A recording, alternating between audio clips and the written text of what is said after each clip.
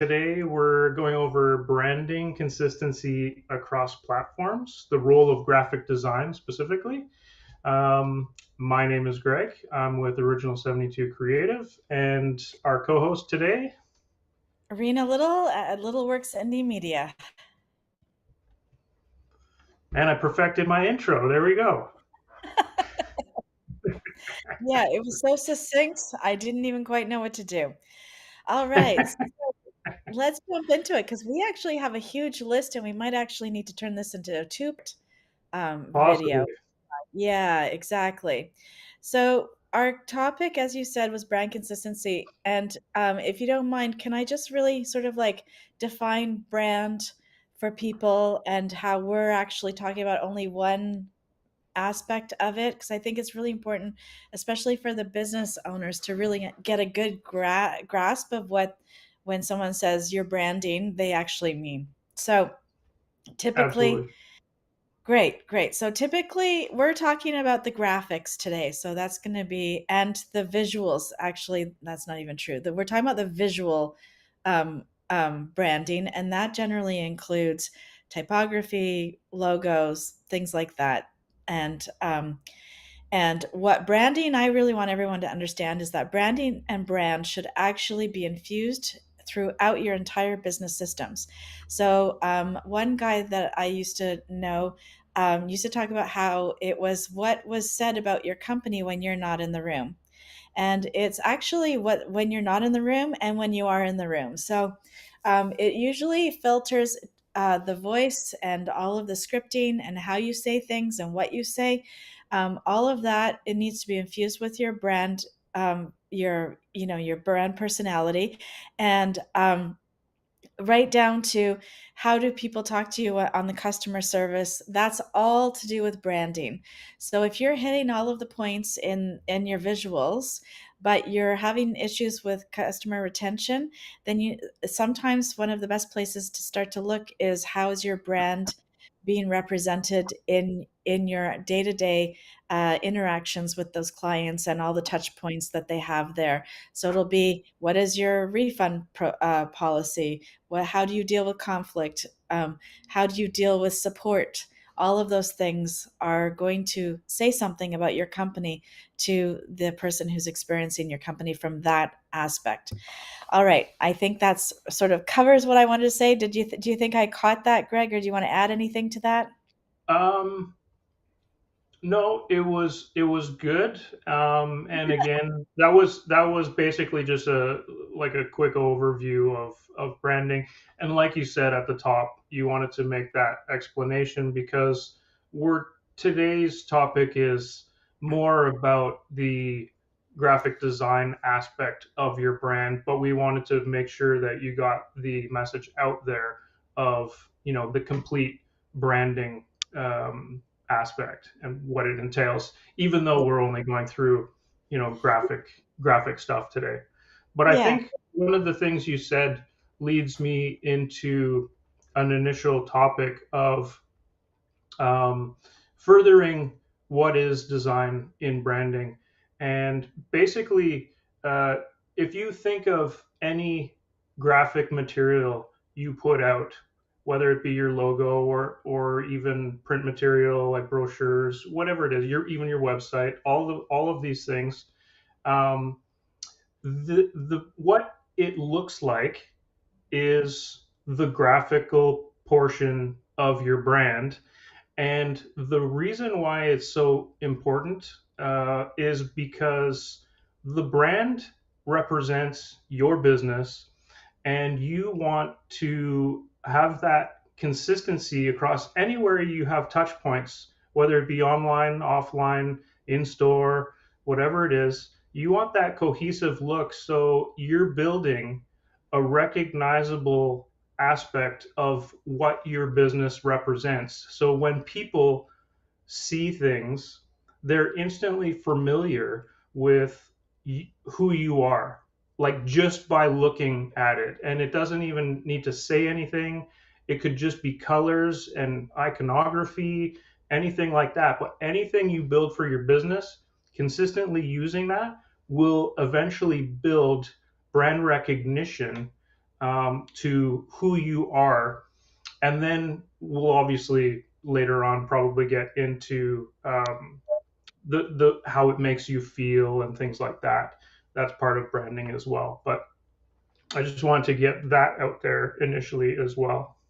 So, so one of the things that I think that Greg is getting at, which he didn't actually, you know, um, speak, is that you're right. So he's talking about the visual aspects, icons, graphics, fonts, colors, all of that stuff, all of the visual stuff. And there are rules to how those what those things are and how those things are used. And that's what your visual brand really is what are the rules that we've created so that things are consistent, but and people evoke a certain feeling about you, and then they recognize you. So what are those rules? And that's really what we need to really talk about. How do we organize those rules? So what do we have on our first point when we meet our little note? Initially, we're going to go over why branding consistency matters, and there's a couple of key points why we would, and I touched on them in my probably rambling spiel a minute ago. Yeah. The recognition and recall of your business is why it matters. Building Right. trust and credibility with your consumers is another one. And making sure you have brand loyalty are three high touch points for why it matters to have that brand consistency. Right. So, can you talk a little bit about how you build trust and credibility with your brand? Like, how do you do that? Do you know? Like, Well, it's a lot more than the graphic design aspect. So, yeah. we were, what's that? Yeah, exactly. So I guess that's where it's really actually hard to separate the visual branding from all of the rest of the branding, which is what we're Yeah. trying to do in this particular segment. So I feel like in some ways, the visual is actually the cue of what you can expect from the brand in terms of trust, credibility, and building brand loyalty. And then what happens in the deep layers of your company is how you're actually building that trust and credibility. Yeah, That's Brian, what we talk about. I'm super surface level, obviously, Mhm. on going over points of the graphic design aspect of building a brand and the consistency on it. But yeah, you're obviously in a complete branding process. You're defining, everything you can about your customers, about your business, and all those things before you even start to think about, okay, what is this? What do we look like? Knowing all of these things. So sometimes when you work with a graphic designer who's not Greg or anyone that I work with, you might just be asked a couple of simple questions, and then you might provide people with ideas, and then they might go off and just organize according to that. But a true brand experience should really include a lengthy intake process, a conversation about your entire business, who you serve, what you do, all of that stuff, your why, your mission, all of that stuff. All of that stuff needs to be organized before you really can jump into the visual aspects of brand. So if you're working with somebody who's not doing that, you really want to sort of think about what that, how that, what that is going to um, how that's going to affect the brand visuals that you end up with, like your logo, for example, and if that's actually going to be doing the thing that you think it is, if they don't have all the information. That's one of the things. So, and there's nothing wrong with starting off in business with a simple logo that didn't cost you very much. But as soon as you sort of start to build your clientele up and organize yourself a little bit better financially, you really do want to spend the money to do a better deep dive on your brand, because I guarantee you, you will get to year 5, between year 5 and year 10, and you're going to need to do a complete redo. It's just your marketing will can actually fail if your brand doesn't evoke the right message, our feelings from the people, and deliver the right message to your ideal client. You might be attracting the wrong people based on your logo alone. So that's my word of caution.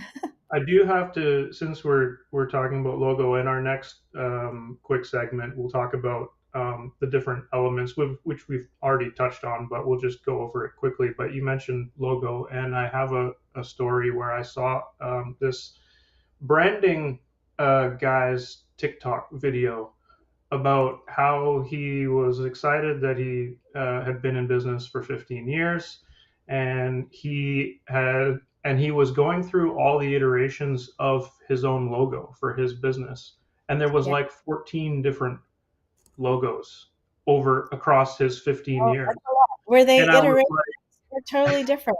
that That's all. seems like the Yeah. wrong thing to put as a brand person on your Yeah. TikTok, that Yeah. you've gone through 14 logos in That's your own business. Yeah, and then on the other hand, you can still go through 14 logos in your business if it's done correctly. So the Royal Bank is my favorite example because we look at that Royal Bank icon. If you're not in Canada, so Royal Bank of Canada, RBC, you can look it up, and It's it's online, right? has a lion, and then it has some font with the RBC below it, and it's made of royal blue and gold are the colors. And they've actually, and people like think of it as a stable logo, and they also like their logo to be stable. They're like, I've done that. I've got my logo and it stays the same forever. However, that's how you date yourself. So even if your logo is the same, you still want to change it up slightly regularly so that people don't notice the changes. So usually what I'm doing with people and they haven't had a logo update in a while, like maybe every few years, we'll do a little update and we'll change that color slightly and the font slightly, and we don't have to change a whole lot at that point.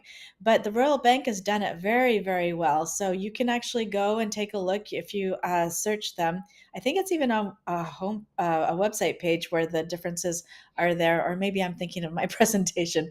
But you'll be surprised to see how many times they actually did in fact change it slightly. There were two big changes. Once right at the beginning when they first took on that lion logo, and then there was another big change when they went from the Royal Bank of Canada to RBC.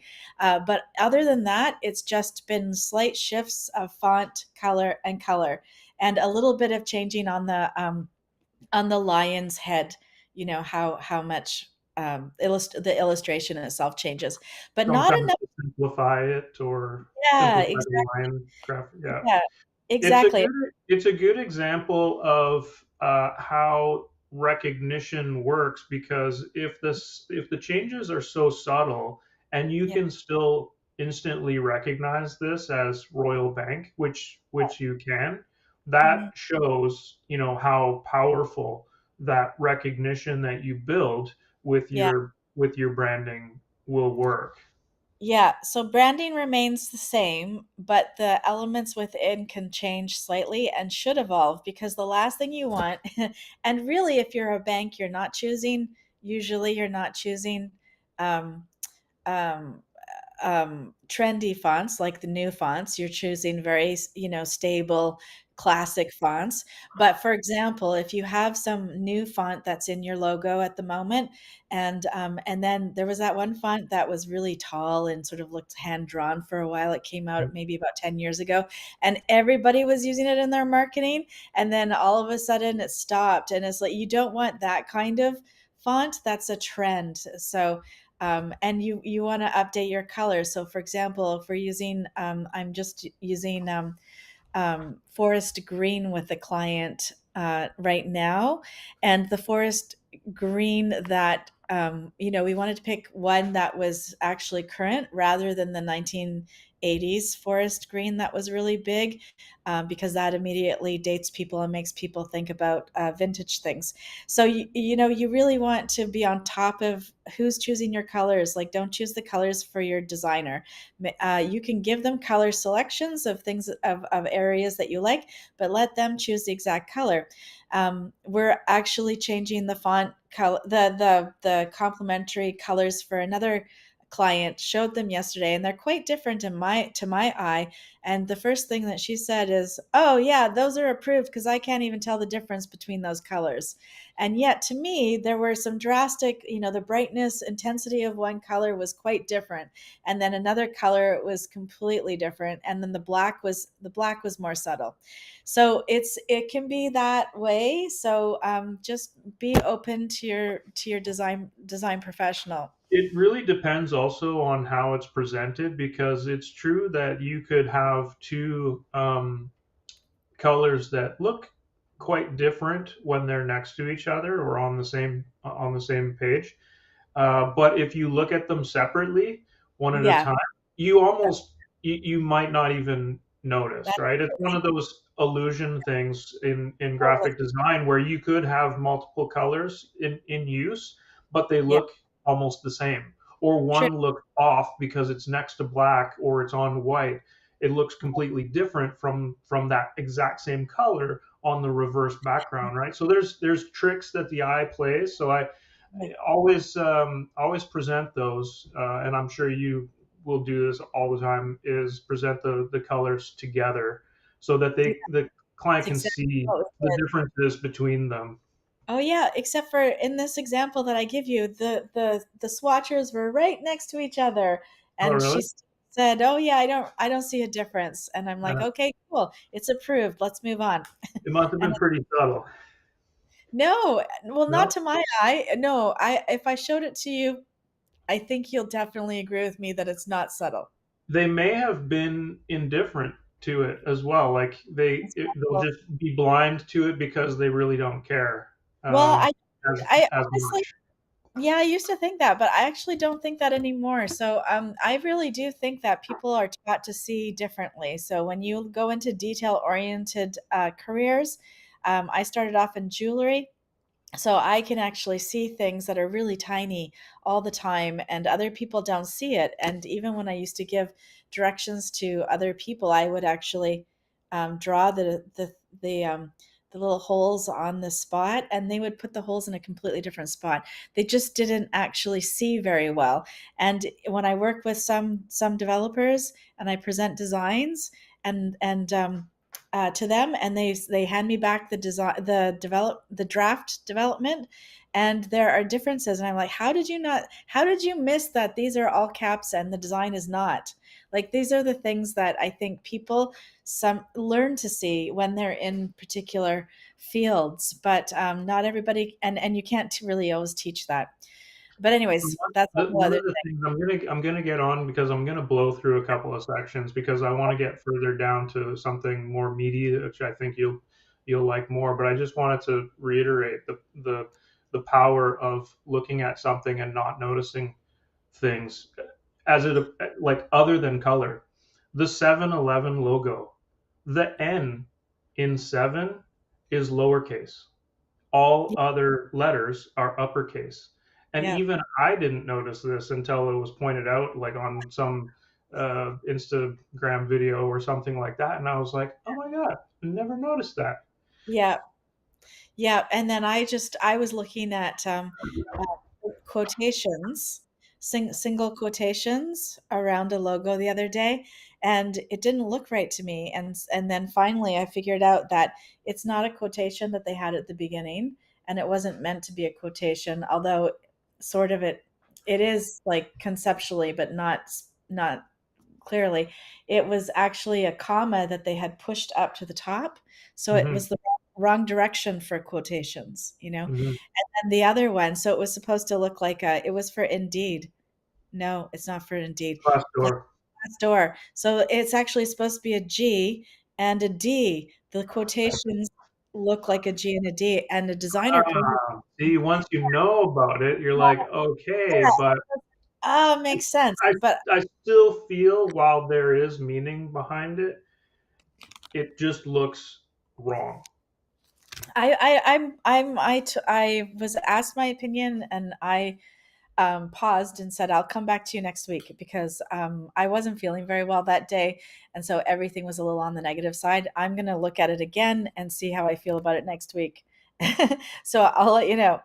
Okay, so let's go quickly through a bunch of stuff here because I don't think we need to talk a lot about it. It's just reiterating what are core design elements of your brand. It's going to be your logo, it's going to be your colors, it's going to be your typography, and it's going to be any imagery or iconography that you use within your branding. All of these make up the design elements of your brand. So So go ahead.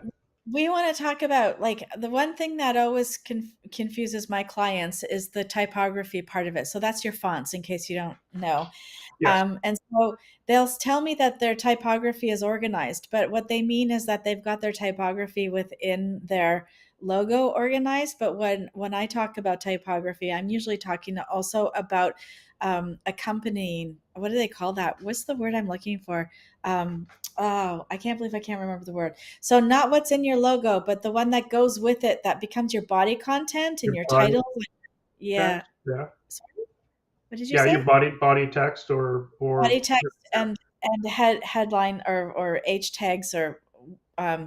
title tags that you would use on your website, and then they would also use them in other sort of printed material and other types of digital material. Yeah, Um, I think just to complimentary jump font. in, I don't know if small, medium-sized businesses even Yeah, consider yeah, the typography that's used in documents or on their website separate yeah, from the font yeah. that's in their logo. Yeah, so some of them do actually. I'm kind of always interested in those clients that offer up questions about that.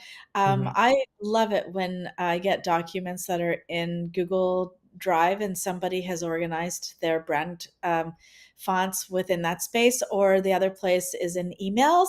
Mhm. I actually get a thrill when people actually do that. It's just like it's like, oh, there's a real attention to detail here, and somebody cares. And it just tells me a lot about the personality of their business when they I do don't that. want to get started on email fonts. It No, I know annoys the it's crap out of tricky. me when people change it to some weird and use background colors or something. Oh my god, it just I don't want to work with those people. Well, we have some educating to do, that's for sure. Okay, so what's our next point? Okay, so again, we'll go through this quick because it's basically like where you're gonna the all of the places that you're gonna use branding. So your website, through your social media, in your email marketing, offline materials like print brochures, posters, anything of those sorts, Yeah. in-store signage and merchandising. You always want to make sure that's in line with what you've Yes. defined as your brand. Yes. Your Yeah. presentations, contracts, those are all really good too. Um, and then oh, am I allowed to move on to another thing? I would just say on this point, I would just say that like anything you produce, just be on brand. Whether it's going to be client facing or just internal, just get in the habit of Yeah. having a consistent look, feel, layout that Yeah. is what your business is all about. Yeah, and it's actually fairly easy to do if you're working in Word or Google Drive and other places. You adjust this and your website. You adjust your settings at the global space, and then every document that you start after that is already set up, and so you can't have anyone coming in and mucking about. The only way that when that doesn't work is when you import a Word doc that comes from a client. Then it shifts the font and things like that. Yeah. Okay, so this is the meaty part that I thought you would be more interested in. We got 6 minutes left in the episode to go over it, and it's basically like Ah, yeah. how we maintain all Yeah. of this. And I know you're probably going to have a lot to talk about a branding style guide, as would I, because I know it helps me immensely when I work with customers building a website or doing anything for them is this branding style guide. Do you want to give us a start of what people should see in a branding style guide? Yeah. So first of all, a branding style guide is something it's actually a document that gets built upon. So when you first hopefully get one when you do your logo, you'll have somebody add maybe the complementary fonts and color palettes to your branding guide when they build your website. When you start to work with a social media person, they might, or a communications expert, they might add in the brand voice.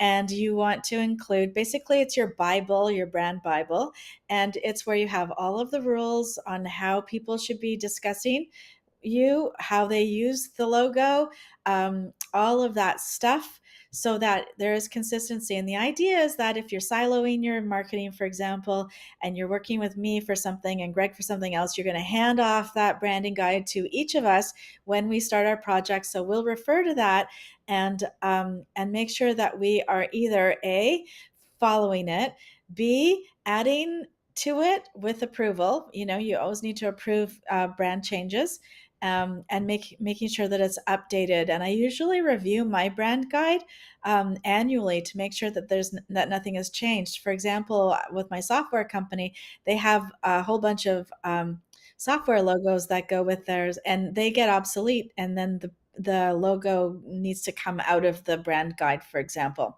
Mm-hmm. There are other things that come up, my international client didn't know at first that the thumbs up sign is actually quite rude in the Middle East.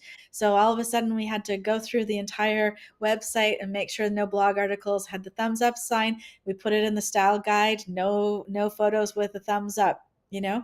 And so you have everything down in there, and it should be super clear.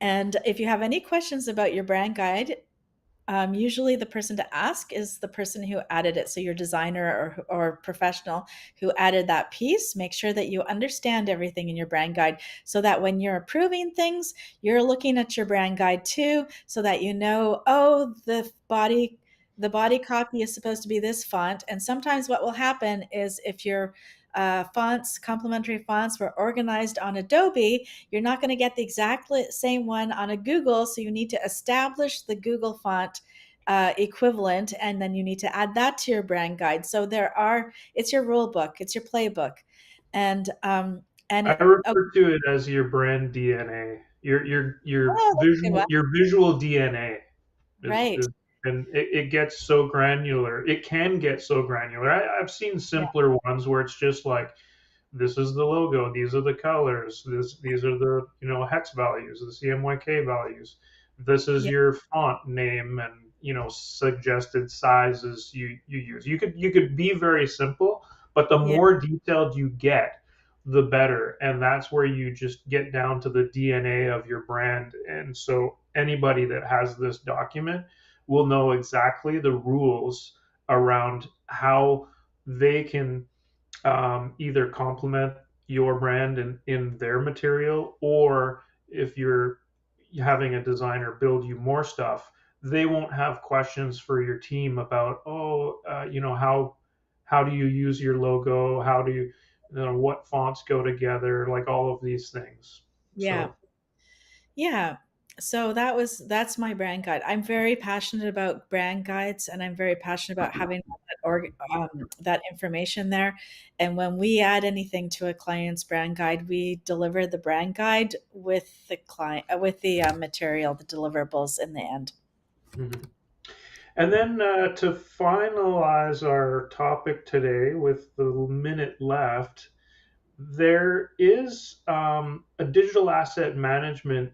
There are digital asset management systems that you can use that store all of these assets for your business, your logos, and any iconography or images and things like that. So if you are needing something that you will share regularly with people, you can definitely look into a digital asset management system where you would be able to store and organize all of these assets you have for your business. That would make it easy for you to share with vendors or consultants that you work with. Right on. Does that allow you to, I guess you're telling me, just to get some clarity, when you talk about assets, we're talking about files, and what we could have other, in addition to all of the various logo files which you would be having in your brand guide up there, you could put your fonts up there, because that would be a great one. Yeah. I always find that's the hardest one to get a hold of from the client. Yeah, If you, for sure. Any digital asset, I guess, that you may need to share that yeah, defines your brand. So fonts, logos, yeah, images, icons, anything that you've accumulated to build your brand. If those digital assets you need to store and give them to people or allow them to download. I mean, a lot of people probably just use like Google Drive or something because you can easily share things, and that's perfectly fine if you don't have a ton of things, but larger businesses may have more assets. And mhm. you can actually, there are digital asset management systems out there that you can use to store and organize all of these things for you if you need to share them on a regular basis with people. Do you have a name for that, for one? Name of a digital asset. Well, Adobe has their own digital asset manager. Yeah, okay, all Um, right, got it. Yeah, I'm and off the top of my head, I can't recall, but my blog, which I'll hopefully release later today or tomorrow, will have a couple mentioned in it. right. Terrific. All right. So what's happening next week? Let me take a look on the calendar. Good I feel, question. It is going to be leveraging AI in marketing. oh, Uh, terrific. Pip hmm, and Phelan. All right. So for those of you who are watching this outside of our Facebook group, we are actually in the Business Marketing Mixer Facebook group. You can join us there, or you can simply come back next week at 11. Yeah, 11 o'clock. I got a little blank there. And watch us where you found us. I'll see you next week. No, we'll see thanks you for in 2 joining, weeks. everyone.